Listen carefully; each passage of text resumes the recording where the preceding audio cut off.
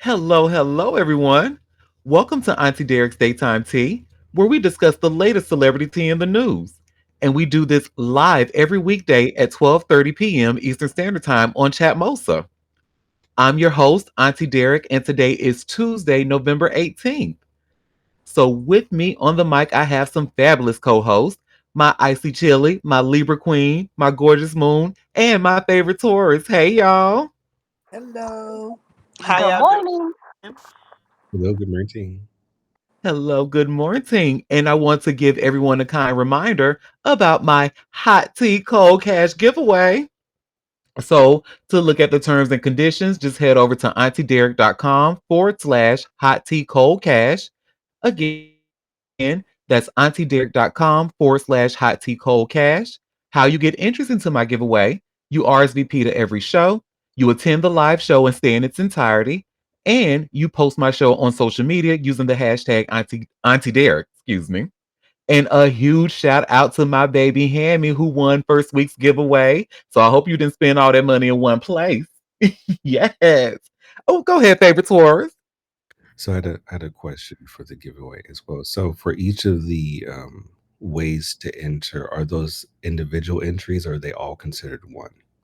They are individual entries. So with all that I said, you have a chance to get 3 entries per day.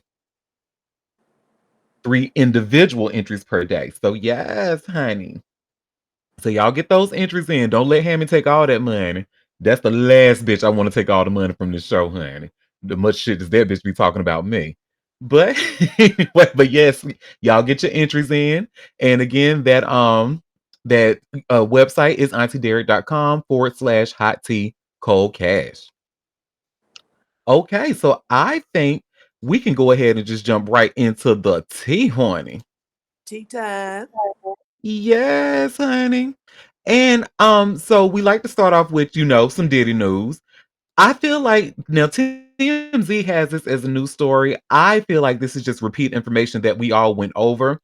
And the reason I say that is because they are naming the accuser as they're keeping him anonymous, right? But we know with the information that we've read before as it was publicist Jonathan Hay who has come out with these accusations. But you also see where I just shared this TMZ article. Diddy LA sex battery claim under investigation. And of course, the mogul denies accusation. So, the Los Angeles County Sheriff's Department is investigating an allegation of sexual battery against Sean Diddy Combs, but Diddy says he didn't do it. The accusation comes from a male music producer and publicist who claims Diddy exposed himself and asked him to assist in a sex act back in 2020. According to a police report filed in Largo, Florida, the unidentified producer says he was invited to a photo shoot in Los Angeles where Diddy allegedly began masturbating under a shirt and asked the accuser to assist him in the act. The accuser claims he ignored Diddy's request and the music mogul continued going about his business before tossing the shirt at him. Jonathan Davis, a civil attorney representing Diddy, tells TMZ, as Mr. Combs' legal team has repeatedly stated for over a year now, he cannot address every meritless allegation in what becomes a media circus. Let me make it absolutely clear. Mr. Combs categorically denies as false and defamatory all claims that he sexually abused anyone. Davis added, he looks forward to vindicating himself in court where such matters are decided and not in the media based on admissible material evidence, not rank speculation and unsubstantiated allegations. The accuser also told police in 2021 two men grabbed him during a meeting in Santa Monica, threw something over his head, and dragged him into another room where Combs chastised him and called him a snitch. We reported on the accusations in July before the police report was filed in August. The unidentified man also alleged CJ Wallace, Biggie Small's son, was an accomplice in the Santa Monica incident. Wallace denied the accusation and filed a countersuit last week. Diddy is currently serving a 50-month sentence at a low security prison in New Jersey called FCI Fort Dix after he was convicted on 2 counts of violating the Mann Act. While he still faces a mound of civil lawsuits, he has denied any wrongdoing. So yeah, a lot of that sounds like repeat information that we went over. It's just that TMZ just decided not to name the man But other reports, I believe, was it all hip hop or whatever we were reading about it yesterday. I'll have to go back and look at the previous show, but yeah, they've already named him because they talked about him in CJ Wallace's countersuit, and they named Jonathan Hay. So, oh, we have a comment. Tootsie Roll was busy. Oh, ooh, mm. The butterfly. That's oh. Let me see the Tootsie Roll. Ooh, child. A hot mess. Well, in other news, we can go ahead and talk about Offset because remember how we talked about him yesterday, where Cardi B said that he's doing shit to her, he's harassing her, and she feels that her safety is in jeopardy. But Offset has actually come out to deny any of that, and he says we need to stop believing shit that we hear on the internet. So I have this hot new hip hop article. You should see where it says Offset debunks fake viral post claiming Cardi B and Stefan Diggs' baby. So it's only been a few days since Cardi B gave birth to her fourth child, but already there's some serious drama surrounding his arrival. Over the weekend, for example, an alleged screenshot from her ex Offset's Instagram story began making its rounds online. My kid, LOL, the post seemingly read. This led to speculation that he could be the child's father and not Cardi's current partner, Stefan Diggs. In response, the FMC took to Twitter to allege harassment. Y'all be thinking it's so funny, and it's not, she wrote. It's been over a year, and I'm still being harassed and threatened to the point that I feel like my life is in danger. It's all fun and games until it's too late. Motherfuckers do anything for attention, and it could get real nasty with just one upload, she continued. Leave me the fuck alone. It didn't take the former Migos member to set the it didn't take the former Migos member to set the record straight, however. In a statement released by a spokesperson for Offset, they clarified that the aforementioned post was doctored. Any statements attributed to Offset circulating on social media are completely fabricated. Carter responded to misinformation, and the situation escalated unnecessarily, the statement begins per TMZ. Offset has remained supportive of Cardi and genuinely wishes her nothing but the best. I'm sorry. I couldn't even read that with a straight face, y'all. I'm sorry. Anyway, for now, whoever is responsible for the doctor post remains a mystery. This isn't the first time in recent weeks that Offset has had to shut down rumors either. Earlier this month, it was reported that he allegedly turned down a $10 million divorce settlement offer from Cardi. According to him, this is not the case. False rumors, all of it, he wrote in an Instagram comment. Stop running a hate campaign. None of this is true, or the first shit that was about this, or the first shit that was about this was true. Okay, so he says that is not true, honey. Oh, go ahead, gorgeous. Explain to me how false stuff is getting posted to his account. Because I'm trying to figure out how's that happening, sir. How you fucking figure?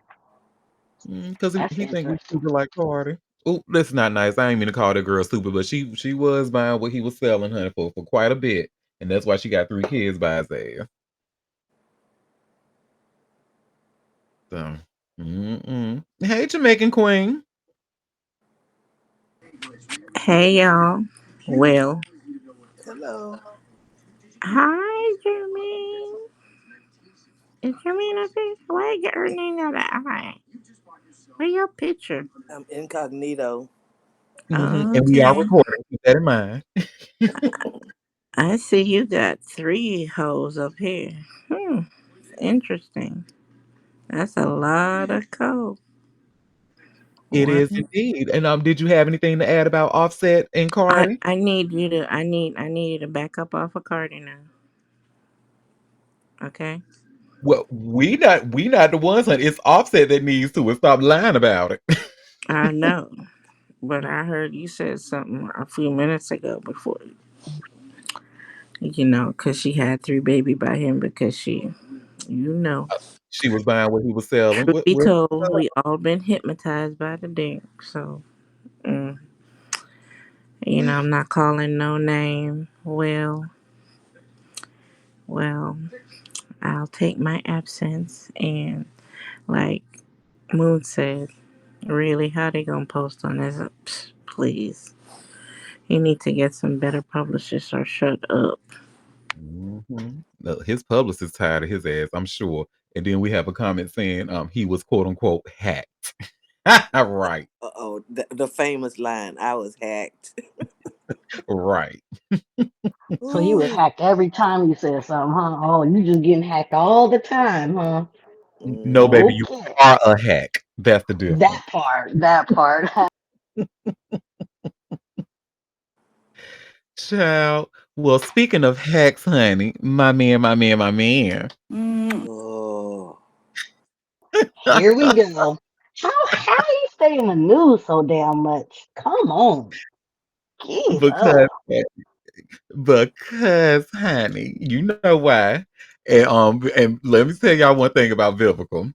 Vivica actually had to come out and clarify, what she said about that movie. Because, technically she was asked about, what advice would you give to 17-year-old Vivica? And she pretty much was like, don't date rappers, don't date 50 Cent. Pretty much that's what she would tell to her 17-year-old self. But she said something very interesting in this interview because TMZ caught her coming out. It looks like she was coming out of the Sherry Shepherd show because I did see her on there this morning. But y'all should see where I shared this TMZ article. Vivica Fox clarifies her warning not to date 50 Cent or any other rappers. And before I share my screen, go ahead, favorite Taurus. Oh, I was gonna wait until you got more into the story, Auntie. Oh, okay. Well, hold on. Give me 1 second. Let me share my screen. And we're going to see what Viv has to say, honey, about my man. All right, let's let that load.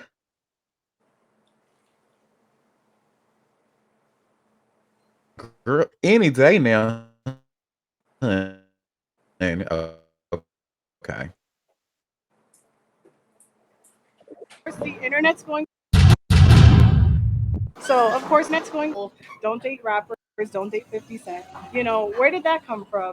was asked a question that as a 17-year-old, what would I tell myself? So it's just a pre-warning for my young girls. Here you go, sweetheart. Happy holidays. To be careful. Let me give these to watch who you date. You know what I mean? You're free to date whoever you want. But, for myself, I would just be careful. Maybe not go public so fast and just have fun. Happy holidays. Okay?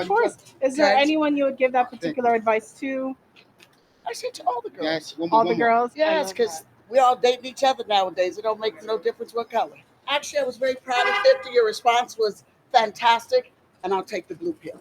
You're welcome, darling. You got it going on. hmm So to the normal person, with her just saying, I'll take the blue pill, that just sounds, but honey, to a bitch like me, that sounds like, honey, nigga, you know what it is. You know you can still get this puss. You know that you can still find a home in this puss, honey. You would say that. She said I would take the blue pill, honey. If she was really done with his ass, she wouldn't take none of his pills. But she said, no, boo, I'll take the blue pill. And I'm really proud of his response. Mm-hmm. Mm. Release us. Release us, please. Yes, honey. Go ahead, favorite Taurus. So is she saying that 50 Cent is incompetent or whatever that word is? The impotent. He need a blue pill. Is that what she's trying to say? Oh. So- Possibly, honey. Well, that don't make me know never mind because I can't have babies. And she probably can't either at her age, allegedly, oh my allegedly. God. So, Yeah, I mean, I I was don't think gonna, that's the conversation they need to have. I Oh was my gonna god. say she, of course, she's been in the industry for a very long time, so she knows what's going to get folks talking or get her attention with her quote unquote wig line or what have you.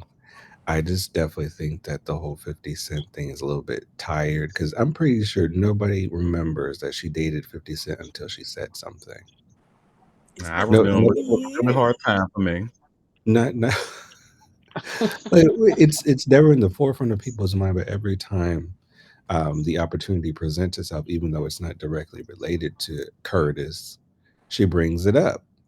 So it it's giving very much. She want that old thing back.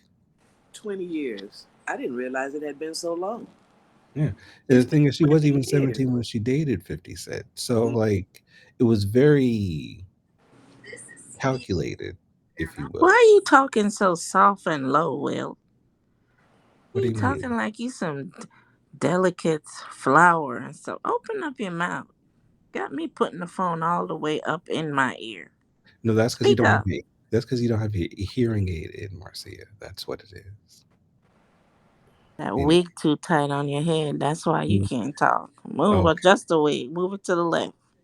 So yeah, I just wish she would let it go. But of She course, need that's to her let it life. go. Now she want his face up in between her thighs again. And if y'all remember, Corinne Steffens, remember she said that his dingling won't really that big. I'm paraphrasing, of course, but she said in her second book, like we know when she was intimate with 50 Cent, his dingling won't that big. But what he could do was eat a coochie. He was an eater. So, Mm. mhm. So So you know, another she Tootsie probably Roll. found nobody to eat it like that, again. So we just gonna act like we didn't see that BBL. Is that what we're gonna do? Oh, we saw it. And did you see the comment in the chat? Somebody, oh, she's stuffed in that dress. Y'all are big. Church wigs, No, church I really dresses. need her to Why? stop. Why she do You that? know what? Ugh. It really started when she put them lip fillers in her mouth, and she been downhill ever since then. Wait, do she the one who did that wig line? Yeah. Oh mm, no. And she I in that think so. commercial for that insurance For car The insurance. car insurance with Ice T, card? her Ice Oh T. no. Mm-mm. Yeah, she should have just left that alone. That looked like she got a couple of little volleyballs up there. Girl, come on Let me run this back. I need to play the video again. Let me see. I wasn't looking. Run it back. Run it back. Let me see. Run the video back. Hold on. Let me go play it Yeah, run again. it back real quick. Oh Lord, Vivica. I thought you left the stuff Oh, alone. wrong article I just shared. Give me 1 second. Let me share the correct one. I shared our next story by accident. We didn't see it. No, we didn't see it. Let me go back to the Viv Is that Will article. have his hand up? Hmm. Oh, it is Will.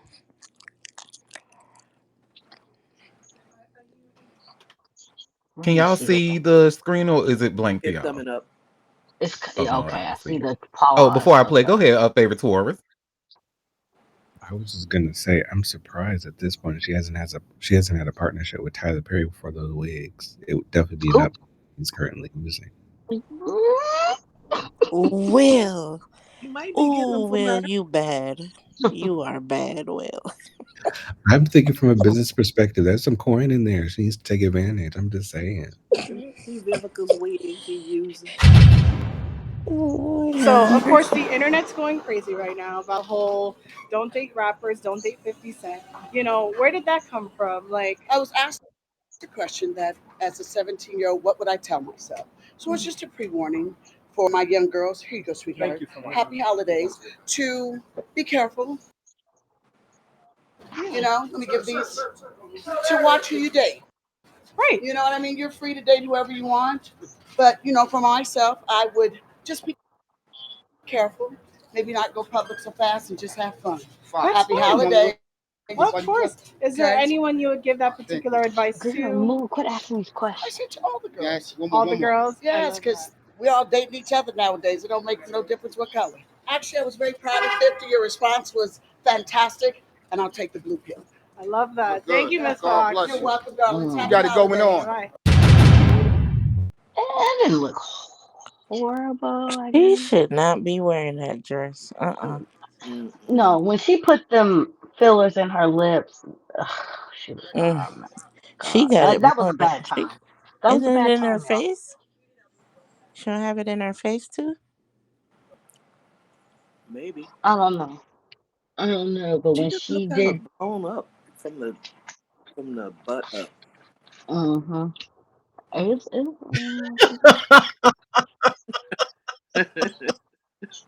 What, Auntie?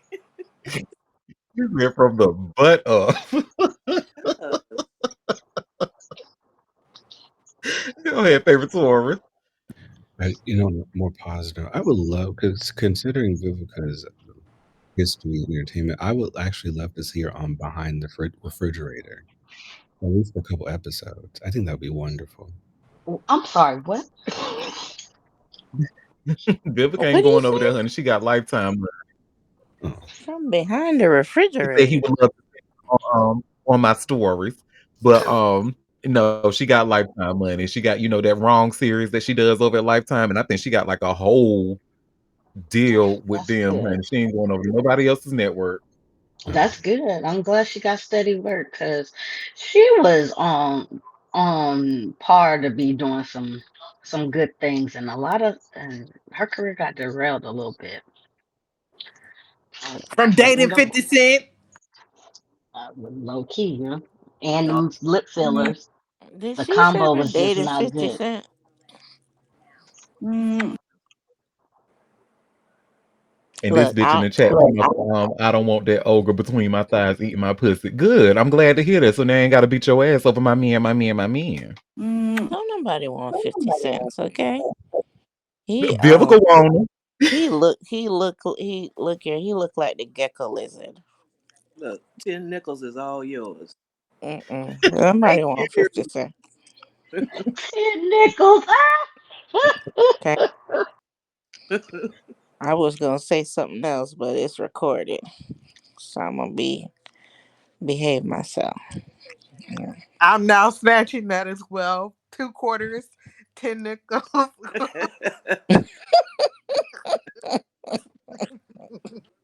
They say, we have a comment. She didn't mind her traveling male stripper review. Yep. And hello, emotional support top. And it said, nobody saying wants your tired man or even more your tired rundown pussy. Girl, bitch, I done told you about slandering this good puss. Look who you gave money to. Look at that. Now you Okay. getting your The ass first whooped week. over here. You know what? I will be in contact with our legal team. Because I need to see if I get that motherfucking money back, bitch. I be fucked up. Well, speaking of somebody who was in contact with their legal team, honey, Megan the Stallion, baby. And thank you, Chill, for even bringing to my attention that Milagro case actually just started when? Monday? The Yep, trial just started Monday? yesterday. Mm-hmm. Well, guess what? Tory Lanez and his stupid short Canadian ass was found in contempt in the Megan Thee Stallion defamation case. Of course. Y'all should see where I just shared this TMZ article. And it starts by saying Megan Thee Stallion's defamation trial against Blago Milagro Graham starts yesterday. Things are already rocky for Tory Lanez. He and his attorney are being held in contempt of court. According to a court docs obtained by TMZ Hip Hop, Megan's attorneys tried to depose Tory on 3 separate occasions, but they say he was disruptive and unresponsive each time. The most recent outburst on November 15th. Megan's attorneys say Tory stormed out, calling the attorneys several expletives. They also claim Tory's attorney, Crystal Morgan, attempted to coach him and failed to instruct him to answer the questions, leading the judge to find her in contempt as well. The judge fined $20,000 for his obstruction of Megan's side's multiple attempts to depose him, while Morgan was ordered to pay $5,000 for her part in the obstruction and her failure to uphold professional standards. It's looking like there will be a fierce yet fashionable battle in the courtroom. We're told Megan arrived at court with 4 layers and a small army of legal assistants. She was wearing a houndstooth black and white outfit and tall heels and 2 diamond rings on one hand, along with 2 diamond earrings. Milagro arrived with 3 attorneys, and while she and Megan did not look at each other one time, our sources say Milagro appeared nervous and fidgety. Milagro was draped in all black with cowskin style high heel slides and a gold bracelet to complete the look. Tory's last effort to overturn his conviction in the California appellate court last week. Excuse me, Tory lost his effort to overturn his conviction in the California appellate court last week. And he's currently serving his 10-year prison sentence for his role in the Megan Thee Stallion shooting case. The trial could last all the way through December, so stay tuned. And they did describe the outfits very well in the article. I'm actually going to share it because you can see both of them coming out of court. I have to say, Megan is such a sweetie. I just adore this girl. She's so adorable. She's so cute. Because this is TMZ has this update. They say we caught both Megan and Milagro leaving the court yesterday afternoon, both putting their best fashion foot forward while keeping a brave face. So let's look at Megan.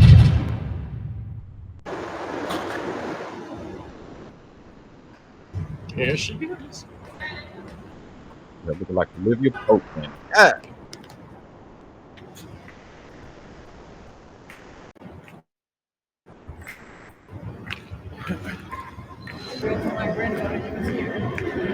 That's Megan P, honey. That is Megan P. Stop playing with her. Good, good. You have a good experience today? Feeling good?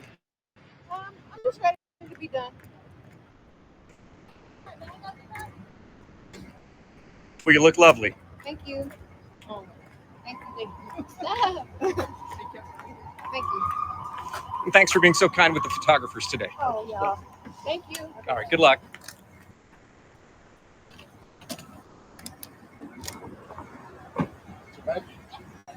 Look at that. A class act. You even hear the thank you for being so kind to the photographers. I know they appreciate that because honey, Harvey got their asses under anyway. Now this is Milagro coming out. Mm. To go today. Good, right? Y'all was there. You feeling confident about tomorrow? I feel like God is good all the time. That's what I feel like. How you feel today? I feel great. Look at Talking those like my fabulous shoes. shoes. Talk about that. Where are the shoes from? Tasha K said I'm a she and but these from Fashion Nova, child. Ain't that cute? Get into it. Cold. Fashion Nova, I need a code. How do you like Miami? How do you feel they're treating you at the trial? I can't talk about that, but Miami is a beautiful city. Miami is beautiful. It's not bad. It's not bad at all. I love Miami. All right, good luck to you. We'll see you tomorrow. Thank you. I'll see you tomorrow. She dressed like Cruella DeVille. Mm. I was just gonna say that. Look here, I was just gonna say that. What kind of Cruella Deville outfit is that? And why don't that cockroach just go die somewhere? Ooh. Why? She did look nervous and fidgety, and while she did look like Cruella, honey, that little fur, honey, that thing was camp, honey. I'm gonna just try to look and see if I can find me one. This maybe Okay. look on screen or fashion, but that thing was camp, and I was like, yes, bitch, with your terrible ass. But that furra was everything. It was, yeah, I like the coat. The Yeah. rest of the outfit could keep that, but the coat was nice. Yeah. Go ahead, favorite Taurus. I don't know why y'all going up for that carpet she had on her shoulders. Anyway, like I'm not sure if you saw Meg going to the trial today, but she was wearing like this badass red suit. She had a bob, and you can tell she's really endearing because she asked, I believe it was her legal representative, because I guess one of the photographers was speaking to her as she was going to the courtroom, and she asked, like, "Can I say good morning?" And she said, "Yeah, you can say good morning." She said good morning to the photographers. So she has such a very sweet and endearing public persona. So I'm really glad that outside of this case that we know she's going to win, that she's winning in life after everything that she's been through. So kudos to her. And that old bald headed Canadian honey got to pay $20,000, and his attorney got to pay $5,000 for their fucking shenanigans up in the court. Just stupid. So Stupid. what is he trying to do? He wouldn't What is he trying to do? deposition. He needed to do the deposition for the trial, and he wouldn't do it. Cockroach. I don't know why y'all calling him. His name is a cockroach. Ain't no insecticides that can get rid of him. Well, well, speaking of Canadian cockroaches, Drake. Child, you know what? This is why I don't like his ass, right? Mhm. The white side of him, like that white mom side, is showing out. Look, now we have another Tootsie Roll. Well, no, he might have a little bit more of a Chico stick, but a Chico stick that's been left out in the car because it's good and floppy. But he got a little bit more than the Tootsie Roll. We saw it. Oh, limp. Yep, exactly. Mm. Anyway, so him and his Canadian biracial annoying ass, honey, because of him and his shenanigans, now him and Kendrick got to go through mediation because of Not Like Us. And Why y'all did should see Kendrick have to go through mediation? What the hell? exactly, exactly, exactly. So y'all see, I just shared here from All Hip Hop, and it's an exclusive. Drake and UMG ordered to mediation in Not Like Us legal battle. Just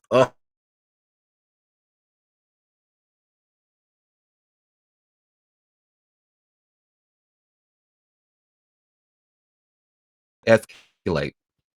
The U.S. Court of Appeals for the Second Circuit scheduled a 3-hour telephonic mediation for December 19th at 10:30 a.m. Eastern Time. Chief Circuit Mediator Kathleen M. Scanlon will oversee the session. Both sides must come prepared to discuss the legal strength of their positions, potential settlement options, and whether any issues can be narrowed or clarified. The mediation follows Drake's January 2025 defamation lawsuit against UMG, which claims the label knowingly promoted Lamar's viral hit Not Like Us, a track that accuses the rapper of pedophilia. Though the lyrics came from Kendrick Lamar, Drake's lawsuit targets UMG, not the Compton artist himself. UMG distributes music for both artists, Drake through Republic Records and Lamar via Interscope, making the dispute even more tangled. A federal judge dismissed the case on October 9th, ruling that Lamar's lyrics were protected opinion, not factual assertions. The judge cited the nature of hip hop rivalries, where exaggerated and inflammatory language is often used and rarely taken literally by listeners. Drake appealed the dismissal on October 29th, arguing that UMG acted with actual malice by promoting the song and its visuals, despite knowing the accusations were false. His legal team also claimed UMG had a financial motive to support Lamar, especially since Drake's contract with the label had reportedly expired without renewal. The appeal also alleges that UMG's involvement in the song's rollout, including its artwork and music video, contributed to threats against Drake's family and incidents at his home. The lawsuit argues that UMG helped engineer the track's viral success, prioritizing profit over safety and truth. UMG has denied all wrongdoing, stating the lawsuit is an attempt to suppress free artistic expression. The company maintains that the lyrics fall within the genre's longstanding tradition of lyrical combat. If no agreement is reached during mediation, the case will return to the appeals process for a formal ruling.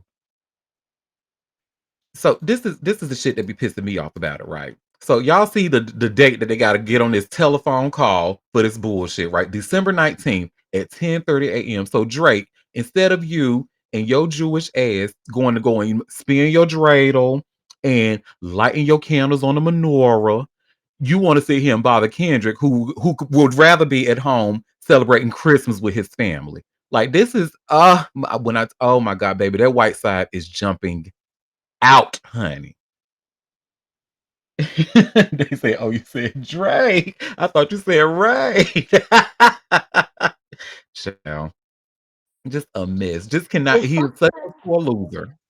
there something in the Canadian water because they just don't know how to just go sit down somewhere at this It might be point. something in that poutine, honey. Like maybe it's something they put in that gravy when they doing that poutine. I just think it's something. Ugh. First of all, you don't need all that shit with your fries. Now I know this is going to sound xenophobic, but I promise it's not. It's just the idea with all that shit like gravy and cheese curds on How is your that? fries and That shit. shit is nasty looking. Oh, What you talking about? now I do love That's y'all bacon though. Canadian snap with that bacon. I love that bacon. but gravy and them balls. Ugh, cheese. Nobody want that. Don't nobody want that. And I've been screaming that. Mm-mm. Well, now Drake is also a liar as well, right? Mm-hmm. Because remember how one of the things that he alleged in that defamation suit with UMG, he alleged that because of Kendrick's song, he suffered economic harm. Y'all remember those two words, right? Two He words, a economic motherfucking harm. lie. He said that he lost money, he lost opportunities and stuff like that, family safety. Now I can't argue the family safety part. Maybe something did happen because we know fandom is crazy. But when it comes to that economic harm part, he can go ahead and get his damn lying ass up out of here. And the reason I say that because I have another story by way Mm. of by way of hot new hip hop. Drake allegedly turns down yearly multi-million dollar Rolling Loud offers. Mm, mm. But I thought you said you were suffering economic harm. You being in a position that you can turn down multi-millions of dollars. Okay. Well, Drake, being one of the biggest stars ever in rap, automatically makes him a hard artist to book. He's usually got a million things on his plate, and they aren't always music specific. But when are someone of his magnitude, you find the time for things that matter to you the most business wise. It appears that Rolling Loud is way at the bottom of the list for him. According to the festival's co-founder, Tariq Sharif, they offer the Toronto native an absurd amount of money every year. We send him a max offer, millions of dollars, he told Aiden Ross and DJ Academics per No Jumper. All three, on top of streamer Cuffham, were chatting it up at Playboy Cardi's tour stop in Sunrise, Florida on Sunday. Academics believes if Tariq and his team were offering him wireless type deals like a headliner for 3 days, he would take it. However, Drake allegedly has been offered that as well, and that still wasn't enough. During an interview with Big Boy, Tariq said, "We even offered Drake 3 nights of Drake. He'd be the headliner for 3 nights." In the same chat, he said that he believes the boy is purposely avoiding Rolling Loud. I'll say it, I don't care. I feel like Drake is ducking us, he added. I got no beef with Drake. Like Drake, I feel like he's a great artist. We've been trying to book him forever. We don't know how many consecutive years they have tried to grab him, but the Hip Hop Festival has been in existence since 2015.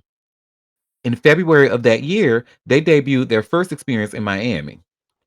While many would argue that the rapper isn't making his best music these days, getting him would still be a major flex. It also could have been special to book him on the heels of his next solo album, supposedly coming at the end of 2025, Iceman. It allegedly was going to arrive in October or early November, but even this month looks to be out of the question. Especially with his legal issues across the board mounting, we may not get it until 2026. Speaking of which, Rolling Loud is returning to Australia in March, where it hasn't been since 2019. Mm-mm. But I thought he suffered economic harm. Hmm. Lying ass. You lying Canadian cockroach. Allegedly, allegedly. Him We and said the other cockroach. right. We have a comment saying caucasity, and then it said that's why they have universal health care. Well, does it cover mental health? Because clearly, clearly, Oh, and I just hopped on, the bird app, and that little pink red outfit she got on is nice, and the bob is bobbing. Okay, I mean it's a cute little um little curl with a bob. She's cute with a little heart bag. This is Megan Pete, honey, not the stallion. This is Pete out here, business. Okay, I just want y'all to yes. know. Okay, Court Bob. We love a Court Bob, honey. Well, speaking of Megan, y'all remember that dude, Patrick Beverly, who her boyfriend Clay Thompson had to check, for talking about her. And remember how we talked yesterday about him being arrested, and we had like a little bit of information said like it was something involving his younger sister and her younger sister's 18-year-old boyfriend or something like that. What we thought that Patrick Beverly may have choked the boyfriend. No, no, baby. We actually have more information about what happened thanks to TMZ. And his mugshot is child. Ooh. Did he get choked out? Girl, yes, and it's Did he bad. end up getting choked out by the ATM? No, he was doing the choking and he choked his sister. Oh shit! Yes, honey. And you can see where it says here, Patrick Beverly accused of choking and punching sister in the eye. And before I even Oh, start reading, I want to just let y'all know it was all their mama's fault. It was all their mama's fault. This is a sign of bad parenting, and y'all gonna see what I'm talking about in a minute. But TMZ Sports has obtained more details surrounding Patrick Beverly's arrest. The ex NBA player is accused of punching his sister in the eye and choking her for up to 30 seconds at a Texas home. According to the probable cause affidavit, Beverly's sister told officials she left the home in the middle of the night without permission to see her boyfriend at a nearby park on November 14th. When she returned home, her mother Lisa was awake and told her to enter her room. Lisa then told her daughter to call the boyfriend and tell him to pick her up. Upon his arrival, the boyfriend was told to go inside, and Lisa called Beverly to come over to the residence. Beverly then seemingly scolded his sister before he grabbed her by the neck with both hands and picked her up off the ground by having her feet come off the floor. His sister claims his grasp on her neck made her feel pain and as if she was losing oxygen and unable to breathe, which lasted between 20 and 30 seconds. The sister stated Beverly took out her, excuse me, the sister stated Beverly took her out of the bedroom by the neck and slammed her body against the walls of an open room area of the house. She claims Beverly then laid her on the sofa, stood on top of her, and punched her approximately one time on her left eye with a closed fist. The sister added Beverly made a comment that he will be the family relative to kill her. The doc state the boyfriend was then told to leave the house and Beverly followed him. When Beverly returned, the sister claims her boyfriend called cops for assistance. Officials say there were markings on the sister's neck and that she had chill, I'm gonna tear this word up. She had petechiae Petitiae. in the Petitiae. petechia. Yeah. Oh, thank you, boo. Petechiae, a petechiae in the whites of her eyes. Beverly was taken into custody and booked for felony assault in the Fort Bend County Jail. He later went to social media claiming, "Please don't believe everything you see on the internet. Hope all is well. Love." why do they always say that? Why do they always? That's so annoying. So we thinking he is sticking up for his sister and over a predator or something like that. Come to find out, He doing the choking. He doing the predatoring. and he need to mind his business and stay out of Clay Thompson. So he is. So I did see on the internet they said, boy, Megan got some spirituals looking out for her because everybody who crossed her be getting lit up, and I think them is her angels looking out. Cause why y'all messing with that lady and trying to Mhm. talk about her, and all y'all be wrong and look at got the bum ass, looking like a damn look terrible. Just look a terrible mugshot. Mm-mm. Mind Mm. your business, cause clearly you got other problems and issues, sir.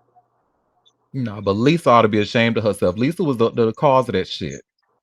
She's sitting there telling the girl to go to, then gonna tell the girl to call the boyfriend, then gonna call Beverly over there. Like, what the hell you think was gonna happen? Like, girl. And so what is his problem with the boyfriend? Is he older? Like what? Or are they the same age? I'm confused now. Like what is the whole issue? The issue I think is they mama. And I think what happened because the girl, she feel like she grown, she's at that age. Hmm. She got that 18-year-old boyfriend. She snuck out in the middle of the house, tried to sneak back in, but the mama was awake. They probably exchanged some words. And it probably got heated because you know how these mother and daughter relationships can get. So it that's what I think Hmm. happened, honey, and she called, "Oh, well, I can't handle this girl. She talking to me like she grown. Let me call her big brother over here, let him handle it," knowing that he has a history of violence and shit. Because they probably Oh. this doesn't sound like this is the first time, like, something like this has happened. Go ahead, Mhm. Will. Well, this is speculation, but it's giving very much the mother has always seen her daughter as either competition or a rival in the household. And so Come on now. she uses whatever leverage she has to get a one up and to show some sort of dominance within the family dynamic. That's exactly what it's giving. It's unfortunate, but yeah, it happens all the time. You see it all the time. Yep. Yep. So, and well, going into our next story, do y'all remember when we talked about Big U and Big U? Unfortunately, his son was killed on Halloween night, and he was fighting pretty much to, be released temporarily so he can go to his son's funeral. Hmm. And remember, I even said I feel like no, because they've been investigating him way too long. I feel like the prosecution is going to be like, no, he's too dangerous to go out to be left out for And any sure reason. enough, huh? Sure enough, y'all should see I just shared this all hip hop exclusive. Big U too dangerous to attend son's funeral. Prosecutors claim. Can you up, girl? Oof. Well, Big And U it's is not at. even like he's not gonna. I'm sorry, but it's not even like he's not gonna be um traveling with guards. It's not like they just gonna let him out and he can just roam. Wow, that's fucked up. Well, Big U is asking a federal judge to let him out of jail long enough to wash and shroud his son's body and attend the what's that janaza prayer. But prosecutors say there's no way they can trust him outside the walls of MDC Los Angeles. Their new filing argues he's far too dangerous, too unpredictable, and already breaking so many jail rules that even a tightly controlled funeral release would put people at risk. Ultimately, Big U's release for any amount of time creates far too great a risk to justice in this case and to human life. Defendants should remain detained for the safety of the community and the victims and witnesses to his crimes, prosecutors said. His request comes after the October 31st killing of his eldest son, Jabari Baby Huey Henley, who was shot in shot in South Los Angeles after leaving a community trunk or treat event. Jabari was hit when he walked up to a car near 69th and Figueroa, and someone inside opened fire. He died at the scene. Big U said he wants a brief release to carry out the Islamic rites that require a parent to wash and wrap the body. His lawyers propose a highly restricted plan: electronic monitoring, private security paid for by his family, a fixed route between the detention center and the funeral, and strict no contact rules. The filing says all costs would be covered by his family. Prosecutors responded by laying out months of alleged misconduct that had occurred behind bars. They said his recorded calls show hundreds of violations, including using other inmates' BOP numbers so he could call people he didn't want the jail to track. They said each call opened with the inmate speaking for voice verification before handing him the phone. Prosecutors said he then had people add third parties on encrypted apps and warned them to stick to those encrypted platforms. They claimed he used those calls mostly to reach his girlfriend. According to the prosecutors, the two talked about slipping illicit photos through the mail by hiding them in legal papers and continued having phone sex. They also said he coached her on signing up for one paralegal class so she could pose as a legal visitor and bypass visitation rules. The brief says he didn't stop there. Prosecutors said he discussed passing messages to co-defendants barred from contacting him, reaching a confidential informant, pushing a rule that no one should plead guilty unless he does, and spending large sums on investigators despite having court-appointed lawyers. Prosecutors argued that letting him out even briefly could expose witnesses, noting that he knows precisely who reported him. They said courts rarely grant funeral leave in cases like this and added that his unnamed private security team doesn't qualify as a quote unquote appropriate person to supervise him under federal law. Big U is locked up under a 43 count RICO indictment accusing him of running the Big U enterprise, extorting artists and athletes, misusing nonprofit funds, committing fraud, and killing aspiring rapper Rayshawn Williams in 2021. Big U is charged with the murder of a young man who himself was buried by his parents, a funeral that defendant famously did not attend despite knowing the victim his whole life, managing his music career, and paying for the trip that would be his last moments on earth. prosecutor said, referring to Williams's murder. The judge will rule on the request. It said today. Oh, excuse me, yesterday. It says yesterday, November 17th. So I didn't see any any ruling about that. So hopefully maybe I'll look a little bit deeper into it because I want to know if they're gonna let him out. Now I don't think they will. It Because don't y'all seem heard like all of that, it. baby. Yeah. I mean, They, they paint they, him as a big like Scarface type. Like, he'll be out directing hits, and that's the vibe I got. Like, ooh, shoot, I Lord have wouldn't even mercy. I wouldn't even want to be the deputies handling him because anything could pop off at the funeral. No matter, it's not going to be that many guards. And if he's already got that kind of rep and somebody could come and do like a whole, drive by thing on, yeah, no. He's not getting out. yeah, I agree. And the prosecutor said, honey, big U, whether U stands for under the jail, honey, keep his ass in there because if he get out, baby, y'all gonna be in danger. And that's what I said. I mean, for them to do that 43-page RICO indictment, honey, that means they have been looking into him for a long time. And fun fact, it's been said that Debo from Friday was based off of him. Oh, now we have a comment. Big U is holding a big L. Oh my God. Well, let me just start off by saying, Big U, we here at Auntie Derek Daytimes Tea love and respect you. So when you do get out, don't come for us, honey, because it is nothing but love over here. Well, that reminds me of the other big dude. Well, he ain't big in stature, but the other one that they say, and he out of Houston. I ain't gonna say, but I'm like, dang, we got some black mafioso types out here Well, in the yes. industry.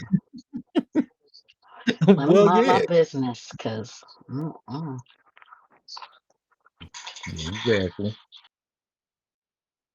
Well, child, speaking of minding your business, honey, it seemed like somebody didn't do that with Portia Williams when they saw her on a Delta flight. You know, Portia Williams from the Real Housewives of Atlanta. And it got so bad, and I imagine it got so bad that the FBI had to investigate. So I have this TMZ link here. You should see where it says Portia Williams breaks silence on Delta Airlines incident involving FBI. So Portia Williams is clearing the air about a dramatic Delta Airlines flight that landed her on the FBI's radar. Her lawyer, Joe Hibachi, tells TMZ Miss Williams was verbally assaulted by an irate and unhinged passenger without provocation. The passenger then proceeded to make false allegations that were in direct conflict with observations from several eyewitnesses. He added, as with any incident occurring aboard an aircraft, federal authorities are required to conduct an investigation involving all parties to determine what, if any, offenses occurred. Ms. Williams has every intention of cooperating with law enforcement to whatever extent necessary and remains confident that the passenger will be charged. Yesterday, a spokesperson for FBI Atlanta told us they were looking into whether federal charges applied to the incident involving the Real Housewives of Atlanta star and at least one other person. According to a spokesperson for Delta, after the incident, the flight continued to its destination without issue. Portia was returning home from BravoCon weekend in Las Vegas, taking part in panels and posing for cameras along with her Real Housewives of Atlanta house castmates. So yeah, I wonder what happened. I want was it like a irate fan of the show? Like, oh girl, I can't believe you did that to Portia. Oh girl, or something. I don't know. And Portia's just not the one. But somebody was in her seat. I don't know how true that is, but it was about seating or something. Mm-hmm.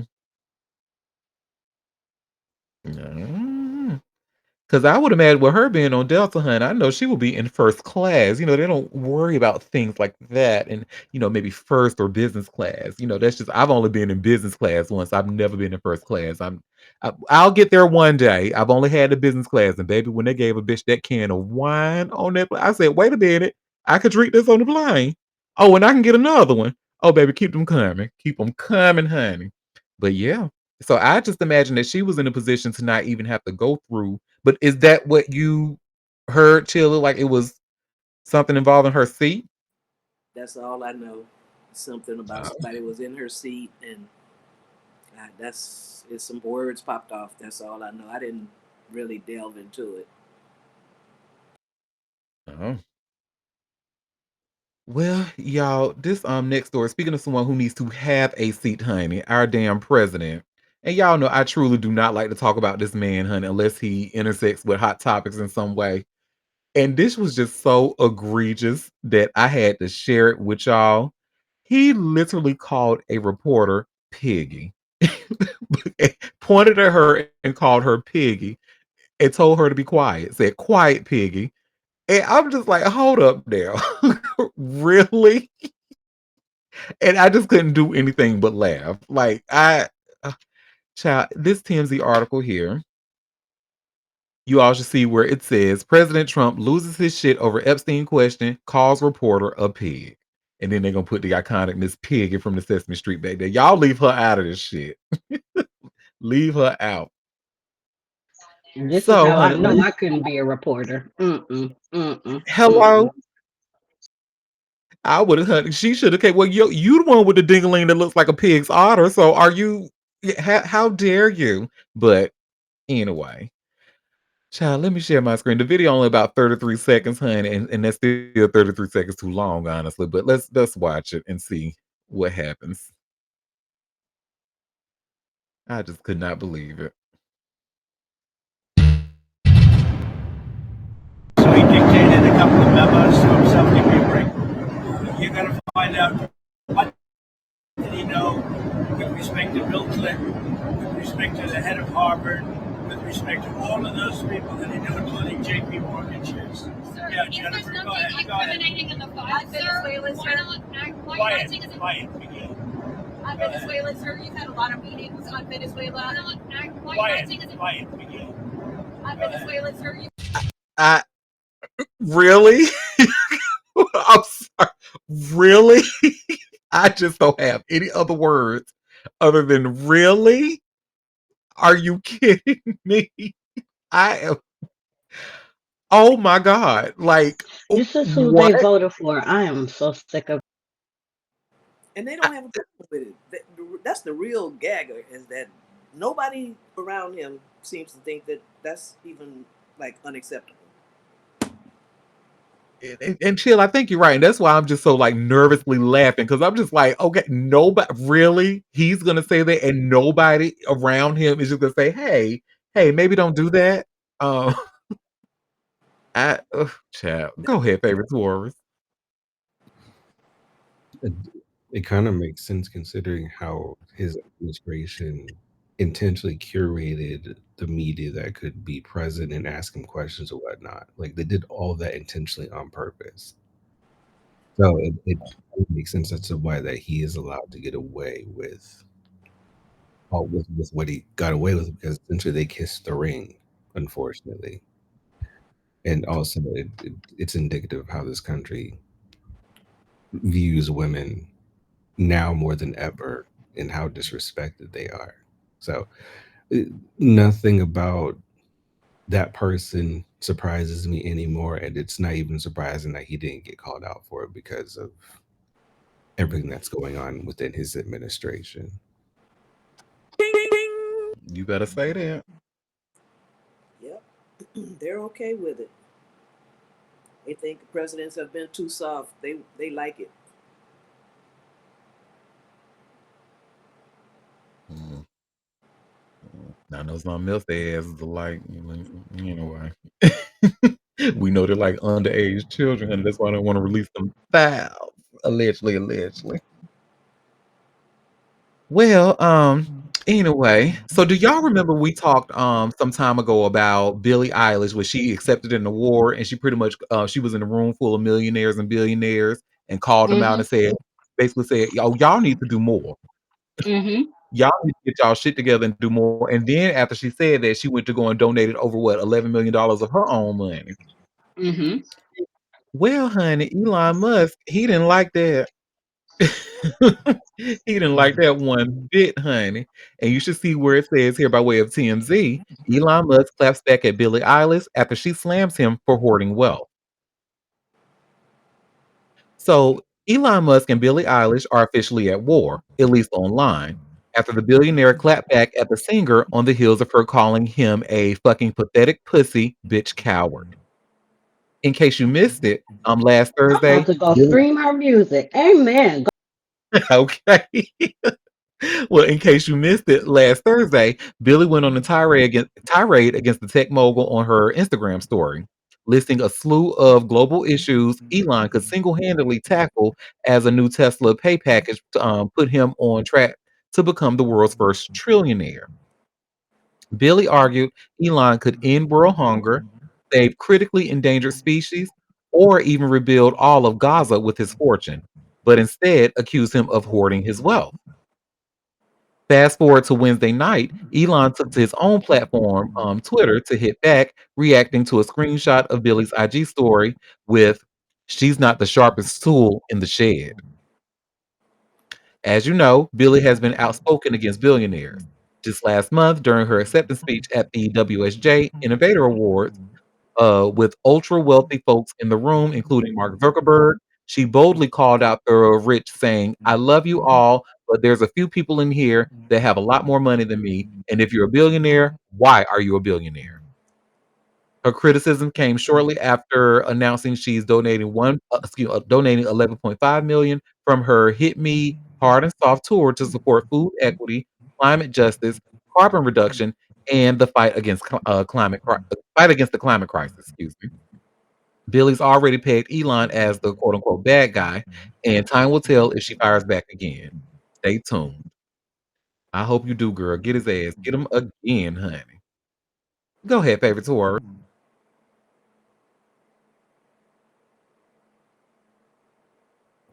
I'm sorry, I was typing. Yeah, it just goes to show, like, no amount of wealth is ever going to appease the inferiority complex a lot of these rich men have. Like, you are one of the richest on paper in terms of capital men in the world, right? And you are essentially having an online spat for someone who doesn't have the reach or the leverage that you do. It speaks to his insecurity as a person. And he can have like $1 billion and nothing is ever going to fix that, or that's fine. So it's really telling, like, how these people truly operate. Like, it it gets very much, I was bullied in school, and now I'm gonna take it on everyone in the world because I can, and I still have those wounds that haven't healed yet. That's very much what it's giving it. I just roll my eyes at this point because, not again, nothing that those people do surprise me anymore. If anything, it kind of highlights the people that they actually are internally. Nothing to do with, well, of course, it's a byproduct of how they treat other people in the world, but really them as people themselves, you know. And it's really sad if you think about it. It is very, very sad how these people tend to operate and they are so insecure within themselves. You better say that. And I'm reading some of the comments in the chat. They say he always have the nerve to call someone a name that is more fitting for him. Ah, somebody said let me go stream Birds of a Feather. Add my future and Ocean Eyes to your queue as well. We have a comment saying he looks like a burp that thinks in slow motion. It said he has all this money but has yet to use it to alter those facial features. Oh, oh. I hate the way he talks. His voice just annoys the shit out of me, honey. I can't. Well, he I can't can't. even complete a thought, anyways. And it's he's the dumbest billionaire on the planet. Like, I don't know. Why do Mm, people keep enabling these people? I just don't understand. Why are people still buying those terrible Teslas and Cybertrucks that lock you in the car when you get in a crash? Mm-mm. I don't know. I don't know. I need us to do better. mm. Go ahead, favorite Taurus. The way I gag to Miranda's point, the way I gag recently when I saw these people drive those essentially Toyota Corollas with the iPad, Mm-hmm. and they were white queer people driving those cars. I was gagged, but I wasn't because they're white first. So it's unfortunate that he is kind of aligned to what is considered a status symbol in terms of like a vehicle, what have you. But it's to me, and this is my opinion. At this point, those cars are very much aligned or with the symbolism of those red caps. And Mm-hmm. any person that I see drive those cars, regardless of what they look like, I look at them sideways because how in the world can you willingly and willfully support such a vile human being and everything that he stands for by giving him your money? That part. It's crazy. That I part. agree. Me too. We have a comment saying he isn't smart. He's a dweeb who lucked up. Then we have No, for uh, real. Chad Powers on Hulu. They make fun of the Cybertruck. They so ugly. I don't And even want to. honestly, he's a good scammer, really, because none of the stuff he didn't invent any of these things. He just stole them, and then or either bought them. That's it. I don't wish ill upon anyone. I'll just say that this is a recorded line. As we know, as a pendulum does, it swings the other way. And in the case of this individual, once that trajectory happens, is going to be a very glorious occasion that I hope everyone revels in. I know I will for sure. Well, honey, speaking of more vile human beings, honey, y'all remember Danny Masterson? Oh Oh, shit! Yeah, what about unfortunately. him? Honey, baby, and you know, honey, for a white man who this legal system is literally built to protect, for him to get caught up with rape, 2 rape counts, you know that shit had to be egregious, honey. But he is actually now blaming his lawyer for getting caught up with those rape cases. Mm, Yes, mm. honey, and you should see where yes, honey. You should see what I just shared here from TMZ. Danny Masterson blames lawyer for rape convictions. Hmm? So Danny Masterson is throwing his lawyer under the bus. The actor is seeking to have his rape convictions tossed aside, claiming he's sitting in prison because his lawyer didn't do his job right. In new legal docs filed Monday, Masterson's lawyers claimed the trial attorney who handled his rape case failed to call key witnesses or contradict the prosecutor's claim about Scientology, despite Masterson's insistence. According to the court docs, Philip Cohen, who Masterson says took over trying the case due to a scheduling conflict with his former lead attorney, only spoke to 2 of the more than 20 potential witnesses who could have testified in his defense. He says Cohen wrote off the great majority of them without any personal contact, despite the prior statements to the police and to the to investigators that he believes tended to show his innocence of the charges.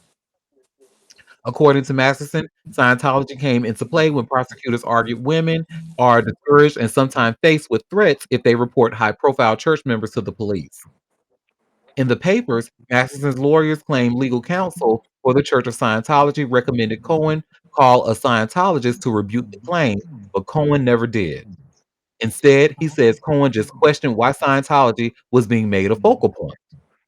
Masterson argues that the jury saw only the tip of the iceberg of available defense evidence in the form of complaining witnesses, inconsistent statements, while the wealth of directly exculpatory evidence went unused for no viable tactical reason. Masterson is currently locked up at a California men's colony in San Luis Obispo, serving 30 years to life for 2 rape convictions in 2023. Ooh, child. It says, are those the eyes Lady Chill is always warning us about? You know it. Wake it up. Chill, your impact, girl. Go I ahead, favorite never Corey. lie. So, for clarity, based upon everything you just stated, Auntie, Danny Masterson is not speaking out to proclaim his innocence. He is speaking out to blame his lawyers for not getting him off. Well, yes. Okay, just checking. That's what it sounds And like. that's what it sounds like. And he was upset with that lawyer for not, going to ask people at the Scientology. Like, what do you think? What is your opinion? What would you do? Yeah, please, honey. I try to be respectful as I can when it comes to everybody's religion, but when it comes to that, and especially like how they came for Leah Remini when she left the church, and they came for her fiercely, honey. Yes, they I have did. been look baby, I have been looking at them crazy. And Tom Cruise, y'all cannot convince me that is a good. Y'all. I'm sorry. I guess I should say allegedly, but Go ahead, favorite tourist. That's a new age movie for really and both are terrible religions. Well, they're all are terrible, but those two in particular are the most egregious and harmful to society. So Hmm. Yeah, something wrong with them people, for real. The stories Yeah. on the documentary about those people. If you don't toe the line, the things they do to you, and Yeah. it's It's too not. much. Mm-hmm. We have a good comment. White people and accountability never went together. Okay. Wake that Well, up. I was thinking that. I ain't even say it, but there you go. Because I was like, how you not take accountability for raping somebody? It's proven that you did, sir. Okay. And do you know how because we went over like when it comes to the sexual with Diddy's trial, like we looked at the jury instructions and stuff like that. Do y'all know how hard it is to get a jury of 12 to unanimously agree that there is overwhelming evidence beyond a doubt that you raped somebody? Mm-hmm. What? And now you think it's the lawyer's fault? Danny, get off my line. Get off of my line, honey. because you also have a motherfucker or two that want to play fucking devil's advocate. So for those people to fall in line, yikes. Well, child, so do y'all remember when we were talking about OJ Simpson yesterday? The executive Mm-hmm. of his estate, who is pretty much managing all of that money that Fred what's his name? Fred Goldman was able to win in court. But Mm-hmm. y'all asked questions like, does his estate even have that much money? Mm-mm. Or yeah, it looks like they do not. But Malcolm Laverne, the person that we were talking about yesterday, he was talking with Harvey and Charles with TMZ, basically essentially saying like they don't have the money, but they're going to work to pay it. However, it could even get up to $80 that they owe because of interest and stuff like that. And 80 y'all should million. see where Mhm. Y'all should Said see where it says, Michael Laverne says $57 million OJ owes to Fred Goldman could balloon to 80 million. So this video is about a 2 minute and 22-second video. So we're gonna watch it while Malcolm Laverne talks to Harvey and Charles from TMZ, and I can go and refill my coffee cup. Okay. So give me 1 second. Let me share my screen. Well, I knew he didn't have all that money, honey. Mm-mm. Y'all knew it. Y'all said it. Mm-mm. yeah, they All estimate right. the state right now is at like 3 million, something like that. That ain't even the tip of the iceberg. Look, we have a comment saying his estate got a solid $5,000 max. Okay. Okay. Ah. All Cause right. Well, let's go ahead and see what Malcolm has to say. How liquid is this estate? Because I did not think it had anywhere near that kind of money. Harvey, the reality is the state currently doesn't have that kind of money, and practically the state probably will never have that kind of money. That's not the evaluation for how to accept Fred Goldman's estate. The evaluation is how much is it worth and whether it's valid. And it's worth the $58 million plus interest from February of 2021 to today. And seems to be the controversy. It's way more than $58 million. There just has to be an accurate computation of what the interest is, which could be another, frankly, 25 to 30 million. Because of the huge public interest in it, I think I'm going to go calculate it right now to see what it is. But it's significantly more than $58 million as of today's date. Is this a case of Fred just saying, look, let me try to get what I can? So he submitted a lower number? No, it's kind of legalese. Fred Goldman originally submitted a maximum claim of $117 million. As you guys know, this started in a California state court, and Fred is basing his $117 million off of that California state court decision. But Fred Goldman also filed a Nevada claim in 2021. That's where OJ lived. That's where he died. That Nevada judgment was still valid, and that Nevada judgment at the time it was filed was only $58 million.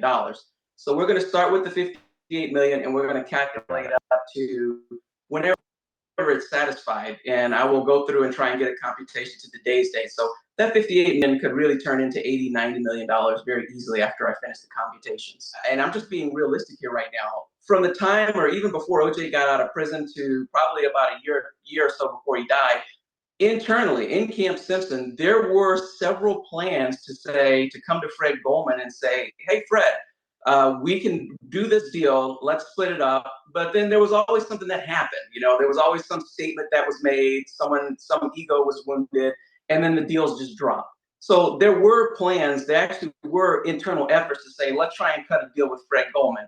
And you're right, there's nothing else to describe this other than acrimonious. What has changed now is the law has changed. The law has changed, and I'm the executive of the state. Yeah, it's a toxic situation, and nobody ultimately is going to win. But their debt is acknowledged, and they will get the lion's share of whatever it is after I finish paying the statutory fees.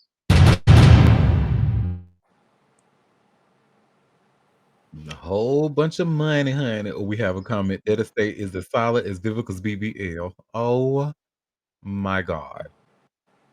But yeah, so that was it. He said a lot, but all in all, he said that they don't have it, but they gonna try, and they know it could get up to 80 million because of all their interest and shit. Rich people problems, honey. I don't think I'll ever. mm, knock on wood. Maybe one day. You Who don't want them knows? type of problems. You know Mm-mm. what? You're absolutely right. I do not. And we have a comment. All goes to the lawyers. Hmm. Hmm. Well, I got 3 more stories left. Oh Um, boy. just a heads up, y'all. The next 2 are sad stories. This first one, and I hate when it comes to like my trans sisters, honey, and it's an epidemic of them being killed. I hate it. I hate it. Hashtag stop killing black trans women. Stop. I hate it. But a TikTok star was unfortunately murdered by her boyfriend. Are y'all, and I don't think that y'all are familiar because I was barely familiar, and I feel like she was for the young gays, like the young girls, the young fresh tuna. But it was a rapper by the name of Girl La La La. And I don't know if y'all are familiar with this person, if you've seen her on Oh, TikTok. she's beautiful. Oh. Yep. And you should see where it says TikTok star Girl La La La dead at 21. Boyfriend arrested for the fucking murder. And when I tell you it's fuck him, and then I'll share, after I read the story, I'll share my screen and y'all can see his mug shot. But fuck you, you bitch ass nigga. But Girl La La La was shot and killed over the weekend in Florida following an argument with her boyfriend that allegedly turned violent, and a well-known rapper has stepped in to help cover funeral expenses. According to the Broward Sheriff's out, I'm sorry, according to the Broward Sheriff's Office, homicide detectives are investigating the fatal shooting, which took place in Lauderdale Lakes Friday night. Deputies found Girl La La La in the front passenger seat of a vehicle, suffering from gunshot wounds. She was transported to a nearby hospital where she later died. Excuse me. Authorities say the suspect, Girl La La La's longtime boyfriend, Shanoid White Jr., was arrested at the scene and the firearm was recovered. Investigators say the couple had been involved in a verbal argument that escalated into a physical altercation inside White's car. White was arrested and is currently held on a charge of first-degree murder with a firearm. Girl La La La was a beloved figure within the South Florida transgender community and was widely known for her TikTok videos, often featuring her rapping along to songs by rapper JT, whom she was a dedicated fan. In the wake of her death, JT donated $5,000 to a GoFundMe campaign created to help cover Girl La La's funeral expenses. Mm. Girl La La was 21 years old, and may she rest in peace. May 21. she rest in peace indeed, honey, and Oh, condolences to her family and her friends who no longer, have her here with them because of some stupid ass fuck nigga who wants to shoot people. Like, "Oh, you stupid bastard." And, this is him. Y'all should see I just shared my screen. This is the mugshot, which should be coming up soon. femicide is really, really just out of control right now. It's too much. Agreed, and it really when I tell you it really pisses me off, it pisses me off, honey. Okay, there you go. So, this is that stupid motherfucker right here. This is his mugshot. What that chin strap ass having Stupid piece of ass. shit ass motherfucker. Mama should have flushed his ass down the toilet. That's how I feel about that. Mhm. Because for you to just Again, hashtag stop killing black trans women. Well, hell, stop killing them because them femicide numbers, just like Chill said, honey, like all the femmes, all the women, all the everybody who presents as women are in danger, and it's sad. They really are. it really seriously. And I was thinking that. I was like, A lot of women the dying. femme community in general, cis, uh, trans, even feminine, males, the, these hetero or non-hetero but masculine presenting males, whatever they want to be called, they are the weakest link all the time, Mhm. all the fucking time. It's ridiculous. Ridiculous indeed. Well, this next story I wanted to go over because now I am personally not familiar. I've heard the name before of the Kessler twins. Mm. Chill, are you familiar? I think they were even a little bit before your time from what I was reading about them. What do you The mean? Kessler twins, have y'all heard of them? The Kessler twins, it No. was a famous dance duo that featured twins, and they used to dance with she used to dance with Frank Sinatra, or excuse me, they used to dance with Frank Oh, Sinatra and all. I saw the story. no. I'm not familiar with them. Doesn't sound familiar, but what happened? What's going on? Well, they actually died together due to I guess a suicide pact that they had. And you shall see where it says here by way of TMZ, famous entertainment duo Kessler twins dead at 89 years old on the same day. And I found this story to be very interesting. Twins have an understanding that we will never have. But Alice and Ellen Kessler, German twin entertainers who performed together and rose to fame in the 1950s and 60s, have reportedly died after choosing to end their lives together. According to the German news outlet Bild, the former dynamic duo died at their home near Munich, Germany by assisted suicide. The Oh, it must have been publication sick. Mm. Probably. Yep, the publication reports the Kesslers no longer wanted to live and they had chosen to end their lives together. Mm. Authorities were reportedly alerted after they died. In Germany, assisted dying is allowed in certain circumstances following a 2020 ruling by the country's highest court, which found people have the right to end their own lives and receive third party assistance as long as their decision is being made freely and without outside pressure. Last year, the Kessler twins told Bill they wanted their ashes placed in the same urn and be buried alongside their mother and their dog. The sisters became famous for their singing and dancing, and throughout their illustrious careers, shared the stage with legends like Frank Sinatra, Fred Astaire, and Dean Martin.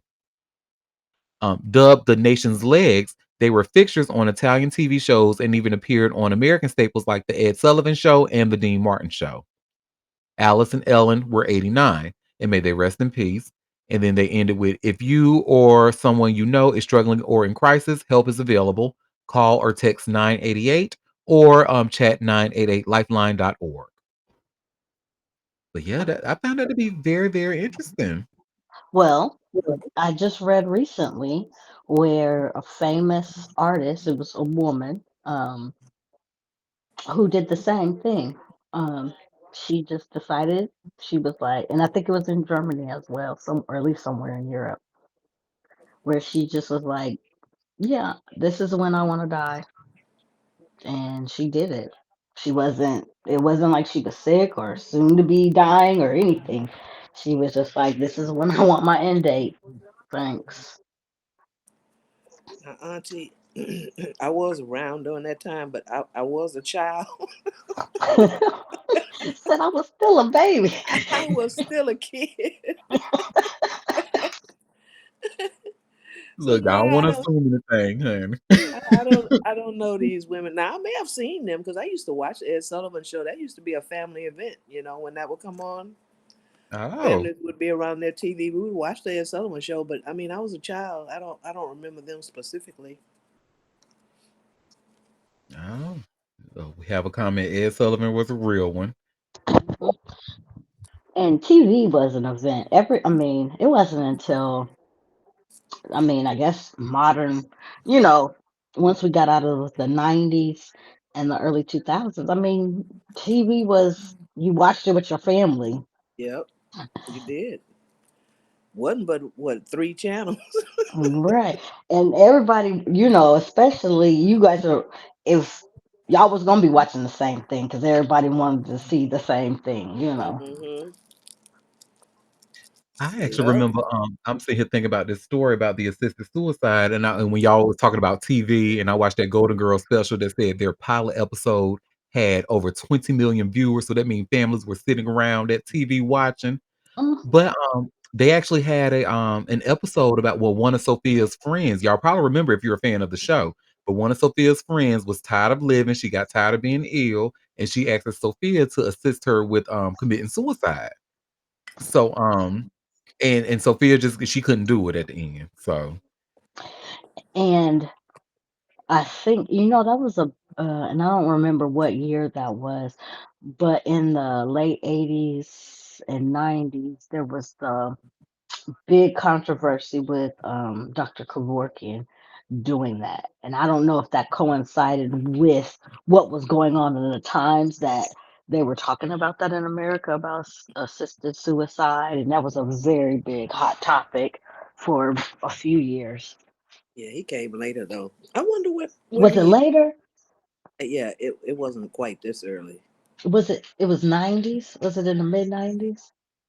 I'm thinking more of the '90s. Don't make me tell a lie, but yeah, I don't think he was around in the '60s. Oh, the 60s. No, I was talking about Golden Girls episode Oh, oh, where they addressed that. That's what I was talking about. internet. mhm. We didn't have no damn internet. Imagine a house where the internet connection only allows one device. It Yeah, the really TV did. was the internet. And then when we had dial up, yeah, it really was one device. What are y'all Oh, talking about? Right? We the had to dial millennials, the honey, house phone. and the Gen Xers, and yeah, we had to live that, honey. Like, who Get who off the the hell in phone. here saying that? Who said that? I need to use the phone. Get off the Okay. internet. Not just one device, one it was holding hostage to everything. Baby, the Who way my said mom used to that? curse me out, she's like, I told you to get off that internet when I'm not there. Because we were missing a bunch of phone calls. Right. They be trying to call Hmm. y'all and can't get through. Knock you off, knock you right on off, and you get right back on. Oh Who boy, said we that? are the Well, we got a little pioneers. Gen Z in here. What's going on? Who said that? Yes, go ahead, favorite Taurus. I was doing my research in my auntie voice, and I was looking up assisted voluntary elimination. I'm not sure if yeah, it is actually legal in 12 states. It Oh, was Assist. it Yeah. wasn't legal when Kevorkian was trying to do it because they lock him up. Let me look it up. I'm right Oh here. yeah, no, he went to jail multiple times for doing it. Yes, yes. Yeah. So to Miranda's earlier point, it was between his egregious acts that happened between 1994 and 1997. Hmm. Yeah, I do remember that being a very hot topic in my youth about assisted suicide. Yeah, in the states, I think it was more Mm-hmm. progressive in Europe, like you say, but here they didn't want to hear that. Mm-mm. And I think he was, and I think another reason why it was very prevalent in my region because he was actually in Seattle. Oh, okay. If I'm not mistaken, he had lived in Seattle, so it was very prevalent. I just don't think. Do y'all think if put it in knock on wood, and hopefully we will never have to be in this situation. But do y'all think I don't think I can do it if somebody like if one of my loved ones like what they did in Sophia and the Golden Girls. I think I would be just like Sophia. I don't think it in the like, baby, you're gonna have to get somebody else to do it. I can't. Mm-mm. Oh yeah, to do it, I no. think I think it depends on what they mean by assist. Like just be there while maybe they take an overdose of something, as opposed to you physically doing something to end their life. I think really it depends on how it's Yeah. done. I know for certain instances of assisted suicide. I don't know why I know this, but it's a medication that essentially stops your heart. Hmm. Yeah. Mm-hmm. Yeah. I don't know. Hmm. I feel a little torn because of a personal experience, Mm. and um, in some cases, and I think in my last situation, I almost feel like I was assisting because when someone has cancer and in a lot of pain, you have to give them when they're transitioning, you have to give them a lot of opioids Drugs. Yeah. and to the level that it would kill anybody else. And like, but it's a high level of pain medication that you have to administer. Yeah. Um, I Now if feel somebody you. just said, I don't want to be here, like they were just going to commit suicide in general and there were no health issues, I don't think I could be a part of that because again, I I'm moving into the mental health field and depression and that type of thing. I feel like if we really work at it, we could probably get you to a place where you don't feel like you want to die. I'm not saying for everybody or anything like that because I mean just the thought of death is a permanent solution for temporary things and it's so when it comes to mental health, I'm a little leery of something like that, but if you are dying and in a lot of pain and you're already headed in that direction, I feel like I could be more sympathetic to that, especially experiencing someone transition. So that's my thought on that. And thank you for sharing that. And we have a comment. The twins may be in their last stages of their health, no different when you have someone close and you have to make a call to honor their do not resuscitate mandate. Oh, Oh good yeah. point. Oh Go ahead, yeah. Chill.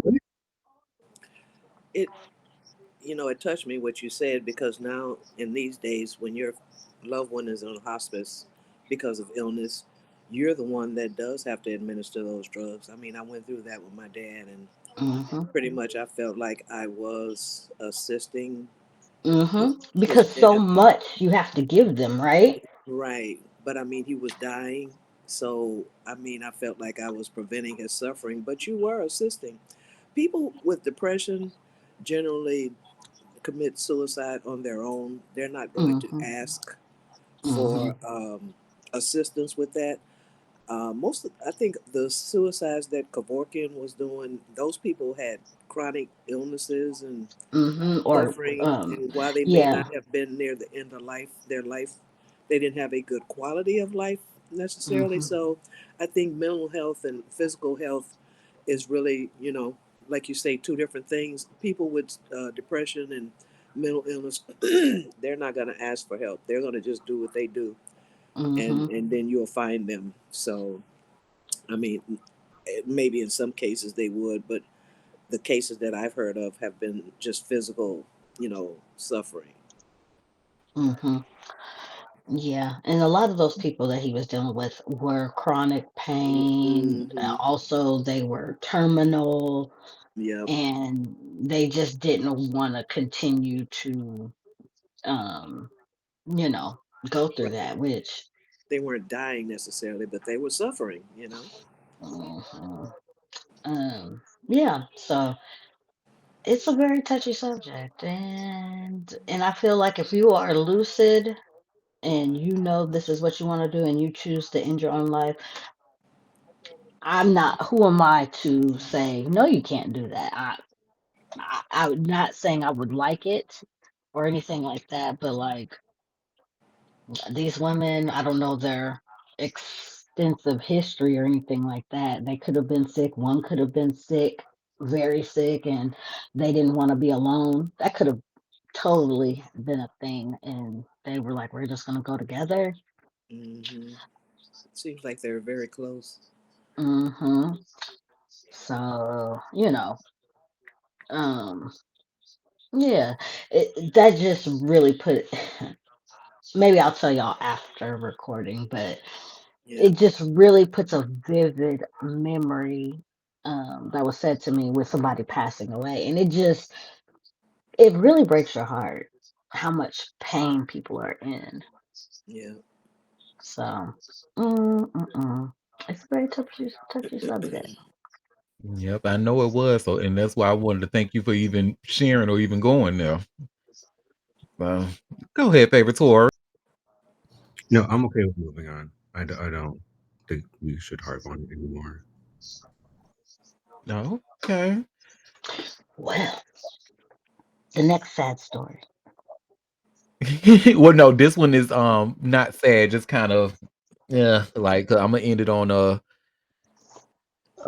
not so sad and touchy subject, but for real, my birthday twin, hun, and people is Oh, digging in his don't ass claim because he, that. Don't claim him no, as your birthday twin. He's I a mean, it is very. what it is. We are both birthday twins, and he reps being an Aries to its fullest, just like I do. So, I mean, it is what it is. But and not just him. We Juicy J also has our birthday. Colin Powell. So yeah, Okay. we got some cool people. Hmm. But y'all should see I just shared here by way of hot new hip hop. Pharrell faces backlash after explaining his hatred for politics. Stupid. Anyway. I just want to comment real quick. Cool with an asterisk. Oh, now wait a minute now.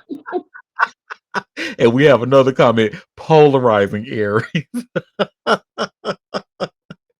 Well, this They getting your polarizing shit together. They getting you together. Well, another polarizing Aries, Pharrell, says that he hates politics and that supporting either party is supporting division.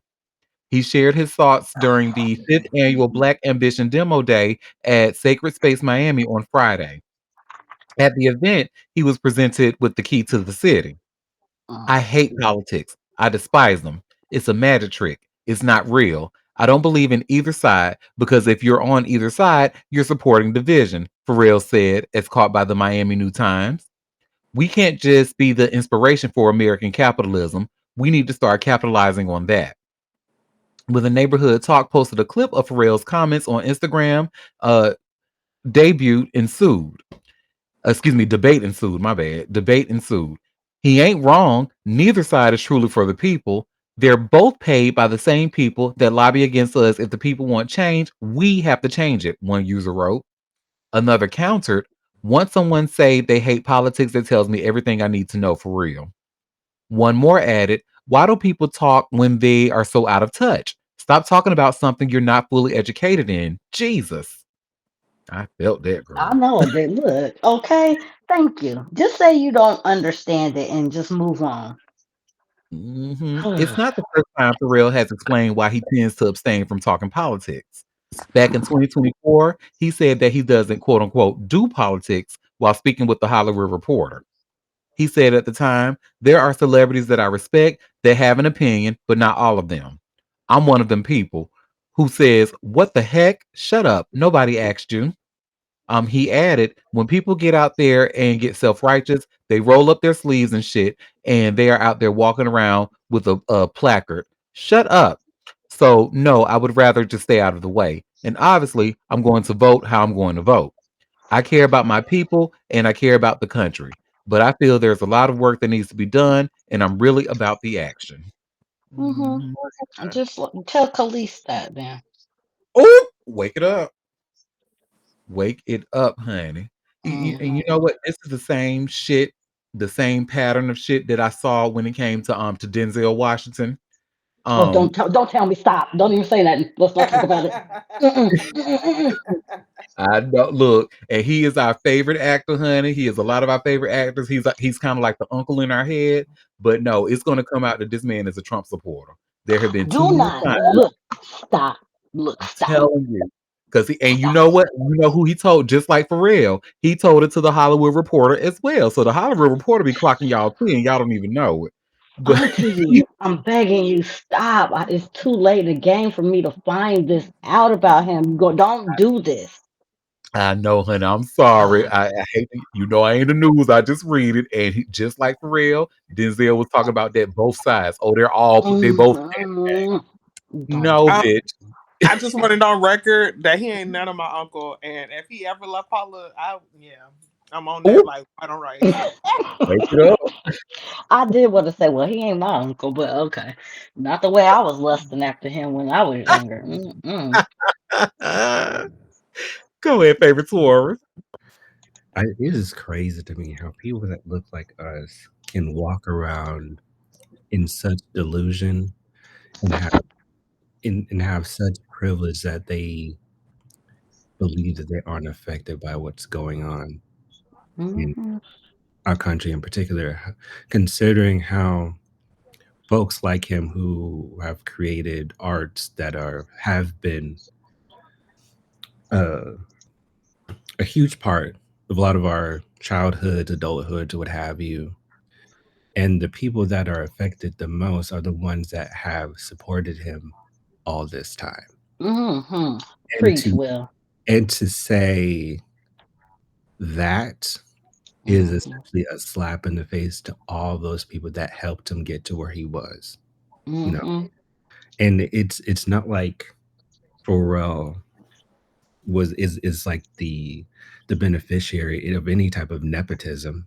Like he got it from the mud, as the kids. Like I'm not sure if the kids still say that, but I'll say from the mud, like some people like to say. And to be so detached Mm. and unaffected from having empathy from folks who are either experiencing or still experiencing the same to some extent, it is crazy. You're preaching today now. Come on now. Come on. Like, and I hate to. I want to make a parallel. Something that I saw recently as well. Since he is a part of the music industry, we're seeing a lot of like the people that have created some of these iconic and timeless music to be some of the most problematic people imaginable. Not just R. Kelly, we're talking about the producers as well. Rodney Jerkins Oh is God, another one. yes. And Pharrell is falling in line with that. And it's like, oh my God, who else at this point? Like, are y'all all pieces of shit? Well, I'm not. I'm we not know, black. I'm Pharrell. right, You know how that go. right. Well, and speaking of Khalees, they don't fuck with each other because Pharrell essentially messed over Khalees and what have you. So it's just, it shouldn't be surprising at this point. However, it still blows my mind how people, you know, can operate like in such delusion because they have acquired a certain level of wealth, not understanding that much of that was done on the backs and on the labor and on the support of people who do not have that, you know. You better wake it up. Go ahead, Libra Queen. I just wanted to say, I want some people who say they don't care about politics or have hatred for politics to just not say nothing at all. That would be helpful. That You could just part. That you could just part. abstain. You could just say no. I don't talk politics and leave it the fuck alone. Also, I also need the South Florida area mayors and things to quit giving the key to the city to people. I just really need them to to check themselves. Cause why everybody got a key to the city? That nigga not even from the city. Don't do nothing really for the city. Why are you giving him a key to the city? I really, I got questions. And at this point, the city not safe, okay? Because anybody can Okay. get up in that bitch. So yeah, Look. that's it. Okay, Look, I don't Quinn. want That's a to word. say it, but you a Florida native, so you can say it. But I'm just like, are they just giving these keys to anybody? Look, Kodak Black got two. So, Look here, honey. They tossing them keys out like Skittles. Shit. Uh. Happy says two things in the chat. She says, I may just sue for real for him using my name in his song. Yes, girl, go after his ass because the way that we had to suffer through that fucking song for 2 years straight, we all need compensation, honey. We need to file a Mhm. class action quiet as it's kept. Mhm. Happy asks a good question. What does it mean to have a key to the city? Now, I don't know exactly what it means. I do know that it's a very high honor, but let's just do a simple Google search. Let's see. What Oh, I does put in the it chat It myself. don't mean shit but mean? pomp and circumstance. That's all it is. I put in the chat Oh, for folks who want the definition. Go oh, ahead. okay. Thank you. Oh, so a key to the city is an ornamental. Oh, that first word already. A key to the city is an ornamental, symbolic award given by a city to honor an esteemed individual for their notable contributions or service to the community. Oh, okay, so nothing. And I'll Mhm. put in And Nothing, again, baby. I just want it on record. What has Pharrell done for the city of? You know what? Give it to whoever they want. At this, you get a key, and you get a key, and you get a key. At this point, well, Look, based on the site that we operate in, Quinn, you probably gave a whole bunch of money or some shit. probably Yeah. somewhere. But Kodak, I mean, at least Kodak was handing out coats and stuff. He has done stuff for people in the Mhm. projects and stuff, even though he is not all the way with it mentally. I'm gonna just say that, but at least he did that. I mean, he has been known to do that. That he ate that one little thing, and that's it. It. I That's mean, it. when I say it, that's it. And let me not say a key to the city is nothing because when my hometown of Durham, Bull City, North Carolina, gives me a key to the city, I'm gonna be like, "Oh, thank you. You shouldn't have. And you're gonna be Oh, acting a goddamn fool. And I run this shit. y'all ain't gonna tell me a thing, honey." Go ahead, favorite tourist. Well, Miranda, correct. Gentle correction. Actually, Kodak Black was eating chicken in the middle of the street. So there. And it said we have a comment. Pharrell donated a bunch of things to Shake. I think. Oh, okay. But that's a whole nother city. That's all. And I can see that, but yeah. But that ain't Miami, though. Apples and oranges. Yeah. Mm. Well, y'all, that was all the tea that I had for us today. So before Really? we head out, did anybody have any tea that they want to share or any tea that I might have missed? Ooh. nobody Well, care about your 10 nickels. My baby. Yeah, take my that shit man. over there. Take that Mm. shit over there. Not too much on my man, honey. Yeah. Well, y'all, thank you for taking time out of your Uh busy day to oh. come. Will put Huh? his hand up. Will. It can wait. It can be. You can close out the show until I'll wait till after. Oh, okay. Okay. Well, thank you for taking time out of your busy day to come and sip tea with me. We will be back tomorrow at 12:30 Eastern Standard Time for another live show. Until then, I hope you all have a fabulous rest of your day. Bye.